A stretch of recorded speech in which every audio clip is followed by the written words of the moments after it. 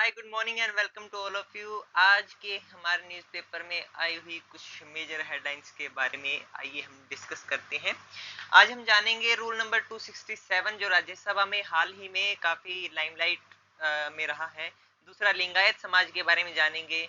तीसरा होयसल टेम्पल के बारे में जानेंगे। चौथा आईआईपी के बारे में जानेंगे। पांचवा पलवरम प्रोजेक्ट के बारे में जानेंगे और सिक्स जो हमारा जीएसटी काउंसिल के बारे में जानेंगे। ये 6 टॉपिक हमने न्यूज़पेपर से ही उठाए हैं।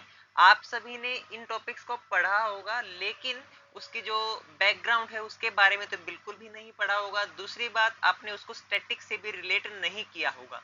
तो आइए हम अपनी वीडियो को शुरू करते हैं और उसको रिलेट करके आपकी नॉलेज में इजाफा करते हैं। तो आज हम पहले बात करते हैं रूल नंबर 267 के बारे में। Rule number 267 and adjournment motion. मैंने कल आपको एडजर्नमेंट मोशन के बारे में बताया था, तो वैसा ही रूल नंबर 267 होता है। बस एक डिफरेंस होता है कि एडजर्नमेंट मोशन जो है लोकसभा के अंदर लाया जा सकता है, ठीक है, ना कि राज्यसभा के अंदर। तो इस वजह से रूल नंबर 267 यूज किया जाता है। रूल नंबर 267 क्या कहता है? रूल नंबर 267 कहता है कि काउंसिल ऑफ स्टेट मतलब राज्यसभा में लाया जा सकता है। इसका मतलब ये होता है कि इन राज्यसभा एमपी जो है एक रिटर्न नोटिस देते हैं कि जो अभी जो हमारी इसमें कोई बात चल रही है, कोई काम हो रहा है, उसको सस्पेंड करके कोई एक ऐसे इंपॉर्टेंट मुद्दे के बारे में बातचीत करनी है जो कि नेशनल इंटरेस्ट का है, ठीक है। तो इसको बोलते इसलिए हम यूज क्या करते हैं, रूल नंबर 267, ठीक है। कोई भी मेंबर जो है चेयरपर्सन को इसके लिए बोल सकता है और उसके बाद में चेयरपर्सन ही डिसाइड करते हैं कि मोशन को एक्सेप्ट करना है या नहीं करना है, ठीक है। तो आज हमने इसके बारे में बात की और मुद्दा क्या था, नीट के डिस्कशन का मुद्दा था, ठीक है। और नीट वाला मुद्दा वैसे भी काफी आया हुआ है और बच्चों के साथ काफी गलत हुआ है, तो हम उसकी कड़ी निंदा करते हैं। अब हम बात कर लेते हैं पलवरम प्रोजेक्ट के बारे में। ये एक मल्टीपर्पज इरिगेशन प्रोजेक्ट है। ये गोदावरी नदी के ऊपर बनेगा, आंध्र प्रदेश में बनेगा, ठीक है। और इसको जो है नेशनल प्रोजेक्ट का स्टेटस दिया गया था यूनियन गवर्नमेंट ऑफ इंडिया के द्वारा, ठीक है। और इसका पर्पस क्या है, डेवलपमेंट करना है इरिगेशन एंड हाइड्रो पावर को, ठीक है। ड्रिंकिंग वाटर फैसिलिटीज प्रोवाइड करनी है east Godavari, Visakhapatnam, west Godavari and Krishna district of Andhra Pradesh में, ठीक है। इसके ऊपर हम 960 मेगावाट का एक हाइड्रो पावर प्रोजेक्ट भी लगाने वाले हैं, सो दैट कि हमारी जो एरिया जो है जहां पर इलेक्ट्रिसिटी पहुंचाने में थोड़ी बहुत दिक्कत होती है आंध्र प्रदेश में, वहां तक ये इजीली पहुंचा पाएगा। जो इसके नियर बाई डिस्ट्रिक्ट होंगे वहां पर तो बहुत इजीली पहुंचा पाएगा, ठीक है। और ये प्रोजेक्ट जो है लिंक करता है गोदावरी कृष्णा को, ठीक है, under the interlinking of river project, ठीक है। इस वजह से हमारी जो है कृष्णा और गोदावरी नदी के बारे में भी जानना काफी इंपॉर्टेंट हो जाता है, क्योंकि गोदावरी और कृष्णा को ये लिंक करने का भी एक प्रोजेक्ट है, ठीक है। और आपने देखा कि इस बार यूपीएससी ने 2024 में ऐसे क्वेश्चन पूछे हुए थे कि पंप्ड स्टोरेज हाइड्रो पावर क्या होता है, इसके बारे में जो है आप तभी आंसर कर पाएंगे जब आप अपने स्टैटिक को मजबूत रखेंगे with in connection of current affairs. तो इस वजह से हम बोलते हैं कि आपको करंट अफेयर्स पर नजर रखिए, ठीक है। Irrigation of terrace crop field, lift irrigation of serial, long duration या फिर रेन वाटर हार्वेस्टिंग सिस्टम। तो आप इसका आंसर हमें बता सकते हैं कि इसका आंसर क्या आएगा। अब हम बात कर लेते हैं गोदावरी नदी के बारे में। गोदावरी नदी कहाँ से निकलती है? त्रिंबकेश्वर से निकलती है, नासिक में, महाराष्ट्र में स्थित है, ठीक है। और ये फ्लो करती है लगभग 1465 किलोमीटर तक, ठीक है। और उसके बाद में बे ऑफ बंगाल में गिर जाती है। मेन इसके जो स्टेट्स हैं वो कौन कौन से हैं? महाराष्ट्र है, आंध्र प्रदेश, छत्तीसगढ़ एंड उड़ीसा। छोटे छोटे इलाके मध्य प्रदेश और कर्नाटका में भी है इसके, और पुडुचेरी में भी, तो वहां पर भी ये थोड़ा बहुत अपना इरिगेशन कर देती है, ठीक है। इसकी ट्रिब्यूटरीज क्या है? परवरा है, पूर्णा है, मंजरा है, पेनगंगा है, वर्धा है, वैनगंगा है, प्राणहिता है, ठीक है। और combined flow of Wainganga, Penganga and Wardha, ठीक है, इनका भी एक कंबाइंड इसमें फ्लो इसमें मिल जाता है। इंद्रावती, मानेर एंड सबरी। और इस वजह से इसे दक्षिण भारत की गंगा भी कहा जाता है, क्योंकि इसके अंदर इतनी सारी नदियों का समागम हो रहा है, कि संगम हो रहा है, कि इस वजह से ये काफी बड़ी नदी बन जाती है। अब हम बात करते हैं कृष्णा नदी के बारे में। कृष्णा नदी जो है महाबलेश्वर से निकलती है। कहाँ है ये? सतारा डिस्ट्रिक्ट में पड़ता है, महाराष्ट्र के अंदर है। ड्रेनेज बेसिन कहाँ है? महाराष्ट्र में है, कर्नाटका में है, तेलंगाना में है, आंध्र प्रदेश में है, ठीक है। और ये बे ऑफ बंगाल में ही गिरती है। इसकी ट्रिब्यूटरीज कौन कौन सी है? तंगभद्रा, मालप्रभ, कोयना, भीमा, घाटप्रभा, येरला, वारणा, दिंडी, मुशी एंड दूधगंगा, ठीक है। नागार्जुन जो डैम है वो रिवर कृष्णा के ऊपर ही बनाया गया है। आपके लिए यही इंपॉर्टेंट न्यूज है कि आप उस टॉपिक के गहराई तक जाइए और उसको समझिए कि वो कहां से कोरिलेट हो सकता है।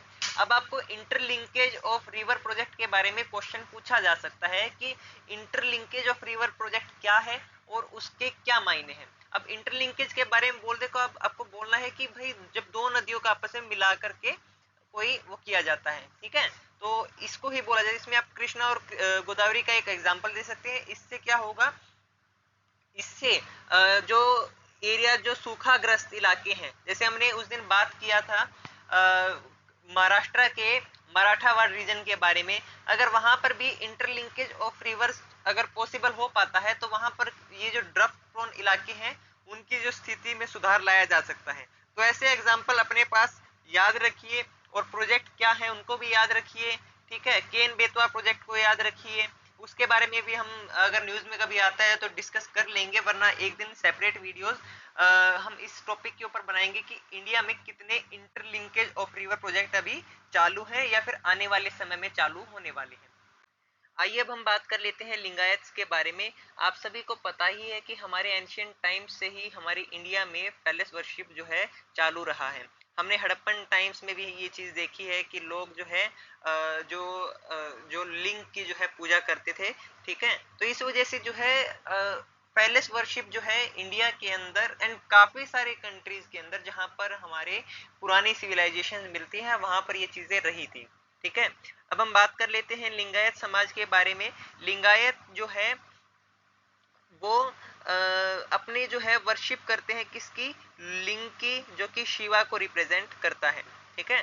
12वीं शताब्दी में इसकी स्थापना की गई थी इस धर्म की, और इसकी स्थापना बासवान द्वारा की गई थी, ठीक है। और ये जो थे वो अगेंस्ट थे कास्ट सिस्टम एंड वैदिक रिचुअल्स के, ठीक है। और इसको जो है आगे जा करके हिंदू सब कास्ट में डिवाइड कर दिया गया था, वीर शैव लिंगायत। बट लिंगायत एंड वीर शैव लिंगायत में दोनों में दिन रात का अंतर है। वीर शैव लिंगायत एंड लिंगायत में ये अंतर है कि लिंगायत जो है हिंदू रिचुअल्स को फॉलो नहीं करते हैं, ठीक है, जबकि ये हिंदू रिचुअल्स को फॉलो करते हैं, ठीक है। ये हमारे शंकराचार्य के जो 4 मठ है उनको प्लस में एक और है, वहां पर अपनी जो है अध्यात्म का केंद्र मानते हैं। बट ये ना तो कास्ट सिस्टम को मानते हैं और ना ही वैदिक रिचुअल्स को ये मानते हैं, ठीक है। तो ये दोनों में आप डिफरेंस कर सकते हैं। अब हम बात कर लेते हैं होयसल टेम्पल्स के बारे में। होयसल टेम्पल्स के बारे में जानना इसलिए इंपॉर्टेंट हो जाता है क्योंकि यूपीएससी ने 2024 में भी ये वाला क्वेश्चन पूछा हुआ है कि यूनेस्को की वर्ल्ड हेरिटेज साइट में कितने जो है हमारे जो टेम्पल्स हैं वो शामिल किए गए हैं, कितने नहीं किए गए हैं, ठीक है। होयसल टेम्पल जो है वो कहाँ कहाँ पर है? बेलूर में है, temple of Belur, Halebid and Somnathpur in Karnataka. आज हमने सोमनाथपुर के बारे में देखा था कि सोमनाथपुर जो है न्यूज़पेपर में आया हुआ था, तो इसके बारे में तो हम कवर करेंगे ही, लेकिन इसके साथ साथ में हम होयसल टेम्पल के बारे में भी बात कर लेंगे, ठीक है। तो शांति निकेतन को भी इस बार जो है यूनेस्को की वर्ल्ड हेरिटेज साइट में शामिल किया गया है, और साथ ही साथ में होयसल टेम्पल जो है बेलूर, हेलीबीड एंड सोमनाथपुर इनको भी उसमें शामिल किया गया है, ठीक है। यूनेस्को की कौन सी साइट हो गई है? हमारी 42nd साइट हो गई है, ठीक है। नेक्स्ट जो है हमारी ये टेंटेटिव लिस्ट में थी कब से? 2014 से। द अदर हेरिटेज साइट इन कर्नाटका जो है वो कौन कौन सी है? हम्पी है एंड पट्टाडेकल है, ठीक है। नेक्स्ट जो हम बात कर लेते हैं चनेकेश्वर टेम्पल है जो बेलूर में है। हमने बताए थे कि 3 टेम्पल्स हैं, बेलूर, हेलीबीड एंड सोमनाथपुर, तो इनके बारे में बात कर लेते हैं। बेलूर वाले टेम्पल के बारे में होयसल किंग जो है विष्णुवर्धन ने इसको बनाया था to commemorate his victory over Cholas, मतलब चोलाज के ऊपर अपनी विजय को दर्शाने के लिए बनाया गया था। कब बनाया गया था? 1116 एडी में बनाया गया था। बेलूरो को क्या क्या कहा जाता था? वेलापुरी, वेलूर एंड बेलापुर भी बोला जाता था, ठीक है। और कौन सी नदी के मुहाने पर स्थित है? ये गाची नदी के मुहाने पर स्थित है। और ये पहले क्या होती थी? होयसल की एक कैपिटल होती थी। ये एक स्टार शेप टेम्पल है और लॉर्ड विष्णु को ये लॉर्ड विष्णु को ये डेडिकेटेड है। ये देखिए इस बार 2024 में भी ये वाला पूछा था कि यूनेस्को की लिस्ट में क्या मतलब कौन कौन से जो है हमारे डांसेस शामिल किए गए हैं एंड कौन कौन से लोकेशंस भी जो है शामिल की गई है। नेक्स्ट हम बात कर लेते हैं होयसलेश्वर टेम्पल जो है हेलीबीड में है, ठीक है। ये ट्विन श्राइन टेम्पल है, लॉर्ड शिवा को डेडिकेटेड है ये, और लार्जेस्ट शिवा टेम्पल है जो कि होयसाल द्वारा बनाया गया था, ठीक है। और यहाँ पर क्या है, यहाँ पर हमें जैन के भी मंदिर मिल जाते हैं और साथ में एक स्टेप्ड वेल भी मिल जाता है। 3 जैन टेम्पल्स मिलते हैं और एक क्या मिलता है, स्टेप्ड वेल भी हमें यहाँ पर मिलता है। इसकी जो दीवारें हैं वहां पर क्या मिलता है, शिवा के मिलते हैं, as well as scene from the Ramayana Mahabharata and Bhagavata Purana के भी यहाँ पे हमें सीन मिलते हैं। केशव टेम्पल ऑफ सोमनाथपुर के बारे में बात कर लेते हैं। ये एक ब्यूटीफुल टेम्पल है dedicated to lord Krishna in 3 form, Janardan, Keshav and Venugopal. ये 3 जो है फॉर्म्स में विष्णु को इसमें डेडिकेट किया गया है। The main Keshav idol is missing and the Janardan and Venugopal idol are damage. मतलब जो मेन जो केशव की जो मूर्ति है वो गायब हो चुकी है काफी लंबे टाइम से, ठीक है। दूसरा, और जो 2 मूर्तियां हैं जनार्दन और लॉर्ड वेणुगोपाल की, ये दोनों भी थोड़ी सी डैमेज हो चुकी है। अब हम बात कर लेते हैं होयसल डायनेस्टी के बारे में। होयसल डायनेस्टी कहाँ थी, ये कर्नाटक एंड तमिलनाडु के क्षेत्र में थी। लगभग 3 सेंचुरीज तक इन्होंने अपने वहां पर राज किया था, ठीक है। और साला जो है इसका जो है डायनेस्टी के फाउंडर थे। आप ये ध्यान रखिएगा, साला जो है इस डायनेस्टी के फाउंडर थे। कौन थे इसके फाउंडर, साला, ठीक है। नेक्स्ट जो है हम बात कर लेते हैं, फर्स्ट किंग जो है नॉर्थ वेस्ट से आए थे, उसका नाम था डोरा समुद्र, ठीक है। Present day Halebid which became their capital in 1060। और ये पहले जो है चालुक्य के और कल्याणी के जो है क्या थे, फ्यूडिटरीज थे, ठीक है। नेक्स्ट जो है इसके जो सबसे इंपॉर्टेंट जो किंग्स हैं मेनली उनके बारे में बात कर लेते हैं। विष्णुवर्धा है, आपने देखा था कि सबसे पहले वाले टेम्पल के बारे में, Veera Ballala second and Veera Ballala third. तो विष्णुवर्धा जो है उसको बीती देव भी बोला जाता था और ग्रेटेस्ट किंग थे किसके, होयसाला डायनेस्टी के। रिलीजन एंड कल्चर के बारे में बात कर लेते हैं। इन्होंने अलग अलग धर्मों को अपने यहाँ पर पनाह दी थी। हिंदुइज्म, जैनिज्म एंड बुद्धिज्म, इन तीनों को ये इक्वली ही मानते थे। आपने देखा था कि हेलीबीड का जो टेम्पल है उसके पास में ही क्या है, हमारे यहाँ पर 3 जैन टेम्पल भी देखने को मिलते हैं। तो इट मीन्स कि वो जो है अपने पॉलिसीज में सेक्युलर थे। किंग विष्णुवर्धा जो है इनिशियली जैन थे, लेकिन बाद में वैष्णविज्म के अंडर अपना जो है इन्फ्लुएंस उनका हो गया था। किस वजह से, रामानुज की वजह से, ठीक है। रामानुज जो है आपको पता ही है क्या थे, भक्ति काल के एक संत थे। आइए अब हम थोड़ी सी बात कर लेते हैं रामानुजाचार्य के बारे में। ये एक वैदिक फिलोसफर एंड सोशल रिफॉर्मर थे, भक्ति काल से जुड़े हुए थे, इक्वालिटी एंड सोशल जस्टिस में विश्वास रखते थे।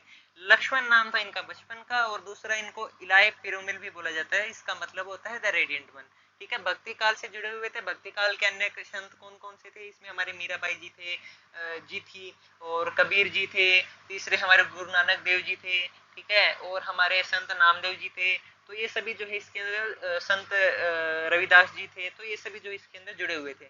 ये इंस्पिरेशन थे किसकी, अनमचार्य के थे, भक्त रामदास के थे, त्यागराज के थे, कबीर के थे, मीराबाई जी के थे। जीएसटी काउंसिल के बारे में बात कर लेते हैं। कॉन्स्टिट्यूशनल अमेंडमेंट बिल 122वां था, ठीक है। कब पास किया गया था, 2016 में पास किया गया था। बिल को एक्ट जो है कौन सा था, एक्ट था 101वां, ठीक है। 101 जो है इसका कॉन्स्टिट्यूशनल अमेंडमेंट एक्ट था। और दूसरी बात, इसको कौन सी लिस्ट में रखा गया है, कंकरेंट लिस्ट में रखा गया है। कौन सी मेजोरिटी से पास हुआ था, पहली बात तो स्पेशल मेजोरिटी तो पार्लियामेंट में रही ही थी, प्लस में 50% जो है इसको सपोर्ट था किसका, रेटिफिकेशन बाय स्टेट्स, आर्टिकल 368 में है, ये वाला आप मेंशन कीजिएगा और इसको आप रीड कीजिएगा। आर्टिकल 368 में कितनी टाइप की हमारे जो है मेजोरिटी होती है, ठीक है। नेक्स्ट जो हम बात कर लेते हैं, इसमें कौन कौन होते हैं, इसमें सेंट्रल स्टेट दोनों होते हैं। प्रेसिडेंट ने आर्टिकल 279A1 के अंदर जो है इसको रखा है। जीएसटी काउंसिल फिर एक कॉन्स्टिट्यूशनल बॉडी है या नहीं है, आप मुझे बताइएगा कमेंट सेक्शन में। इसके मेंबर कौन कौन होते हैं, यूनियन फाइनेंस मिनिस्टर होते हैं, चेयरपर्सन होते हैं, और दूसरा मिनिस्टर ऑफ स्टेट जो कि फाइनेंस मिनिस्ट्री से रिलेटेड होते हैं, सेंटर के ही, ठीक है।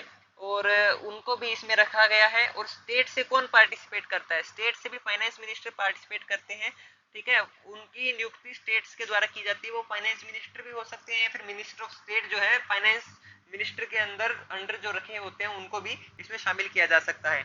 ये क्या रिकमेंडेशंस करती है? रिकमेंडेशन ये करती है कि जीएसटी काउंसिल के बाद में मतलब उसमें क्या हमने डिसाइड किया है, और दूसरी बात उस हमारी जो स्लैब्स क्या होंगी, रेट्स क्या होंगी, ठीक है, और उसके क्योरम के बारे में बात कर लेते हैं हम। क्योरम में मेनली जो है मिनिमम नंबर ऑफ जो पार्टिसिपेंट है, सॉरी मेंबर्स जो है वो 50% तो होने ही चाहिए। अब हम इनके डिसीजंस की बात कर लेते हैं। डिसीजंस कैसे लिए जाते हैं? मेजॉरिटी बेस्ड डिसीजंस जो है लिए जाते हैं, जिसमें 1/3 जो है वोटिंग का वो सेंटर के पास पावर होता है, एंड 2/3 जो है वो स्टेट्स को पावर होती है। ठीक है, वोटिंग की 1/3 पावर जो है सेंटर के पास, एंड 2/3 किसके पास है?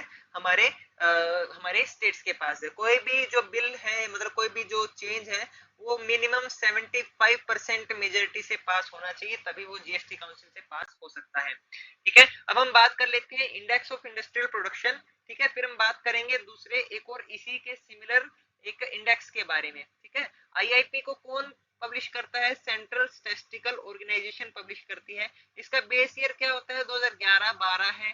ठीक है, इसकी जो मिनिमम वैल्यू है बेस ईयर वो 100 रखी गई है। अगर आप 100 रख रहे हैं तो इट मींस कि अगर आपको कभी आईआईपी में ये पता चले कि जो हमारे कोई भी जैसे मान लो इलेक्ट्रिसिटी या फिर कोल के अंदर जो है 224% की जो है ग्रोथ हुई है, तो इट मींस कि 124% की ग्रोथ हुई है, और क्योंकि 100 तो हमारा बेस ईयर था।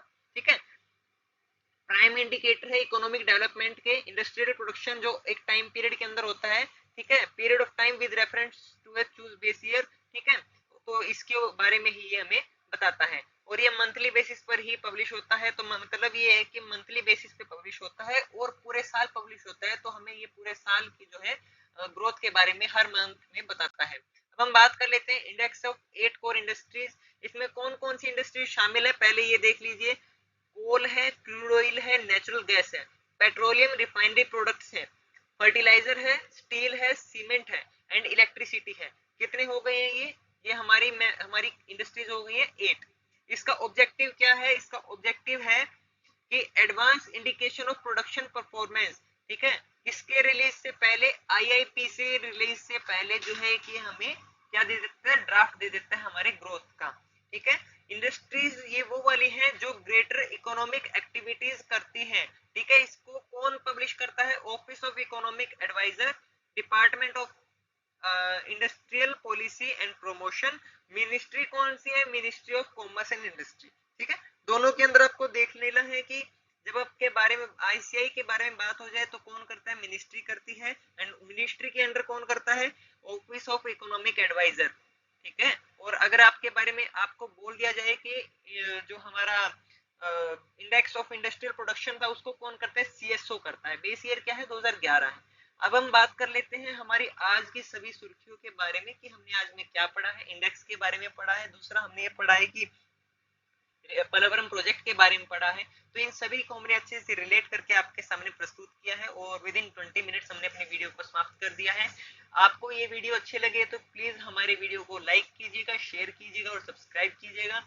हमने आप सभी के लिए फ्री आंसर राइटिंग इनिशिएटिव भी स्टार्ट किया है। आप उससे जुड़ने के लिए हमारे कमेंट सेक्शन में दिए गए लिंक को ज्वाइन कीजिए। उसमें हर रोज बच्चे जो है अपनी प्रोग्रेस कर रहे हैं, तो please join us for your overall development. And अब हम बात करते हैं कि आने वाले हमारे सेशंस के बारे में। हमारे सेशंस होने वाले हैं जिसमें हम sociology, history optional, Hindi optional और कुछ अदर ऑप्शनल्स के बारे में, प्लस में जो जीएस में कैसे मार्क्स इनहेंस कर सकते हैं, ठीक है, तो इनके बारे में हम बात करेंगे। तो हमसे जुड़े रहिए और याद करते रहिए इसके साथ, लर्निंग आइए इसके साथ। Thank you.